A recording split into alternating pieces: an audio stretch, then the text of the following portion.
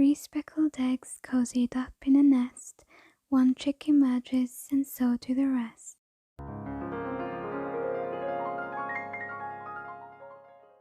You're going to need a teacup. I bought this from the thrift store and I just fell in love with it because it looked vintage with the blue colour and the spots. This is going to be a hanging teacup, so we're going to cover the inside and the sides.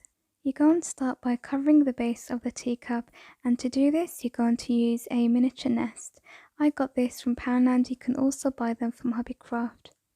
I then took some brown moss and I hot glued it inside the nest and on the sides. The great thing about this is that it's so inexpensive because we're going to be using a lot of natural elements, so you can just improvise, but I am using this little piece here from a potpourri pack, and then I used some twigs on the front of the cup. To add some colour I did use this flower. I didn't want to use too much artificial things, but I felt like this went with everything well, so I just hot glued that on top of the twig. I added some more colour by taking some of this green curly moss and hot gluing that. I then added in some dried flowers. The baby's breath is always lovely to use because it's so dainty, but it just adds a little bit of contrast and detail. I added the brown dried flowers on the side of the cup. I tried to make the landscaping interesting by adding in a variation of colours, textures, even lengths. And for the last bit of colour and contrast, I am taking this pink paper flower and I'm just hot gluing that inside.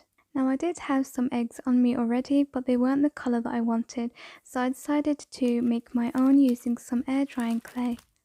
This is of course optional, but if you don't have the size that you want or the colour, then you can make your own. To do that, you're going to take a small ball of clay and roll it in your hand until it's a circle, smooth out any cracks with water, and then just gently sculpt the top of the egg so that it's oval and looks more realistic. I'm then using some black paint and my dotting tool just to create some black specks on the egg.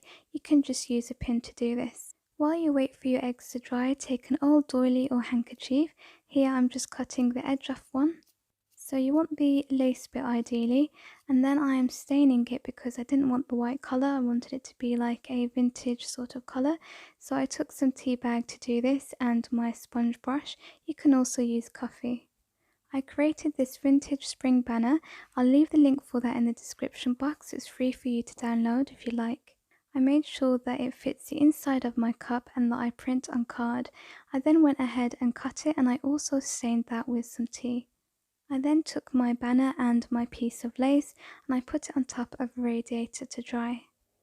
After everything was dry, which by the way didn't take long at all, I took my piece of lace and I decided where I want to place it, and then when I was happy I just hot glued that. I then did the same with my spring card banner. I just had to look at where I want it, and then when I was happy I hot glued that and secured it in place.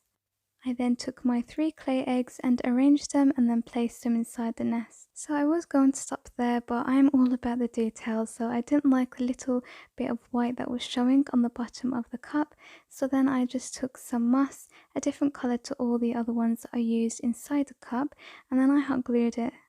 So I did that across the whole side of the cup, so the whole bottom half is now covered. I then thought that was too plain, so I took this miniature pine cone and I just hot glued that in the centre and added a small yellow feather inside the nest beneath the eggs. I wanted to add a little colour to the bottom of the cup where the moss was, so I took this old miniature tree and I just cut some off with a plier and I stuck them in with some hot glue on either side of the miniature pine cone. Finally, take a ribbon. You can just do this for decoration or to hang the cup. I chose a nice pink colour to go with the flowers that I used, and then you're going to tie it onto the handle of the cup and let the rest dangle. But if you're choosing to hang your cup, then take the rest of the ribbon and attach it to the hook that you're using. And this is what the final project looks like. I'm so happy with the way that this turned out. It was exactly as I envisioned, which is always great. I think it's super cute and I love the vintage vibes, and I think it makes a great handmade gift as well as decor. I hope that this video has inspired you. If it has, make sure you leave me a thumbs up and a comment, and if you like what you see, make sure you subscribe. Thank you so much for watching. Until the next video, bye.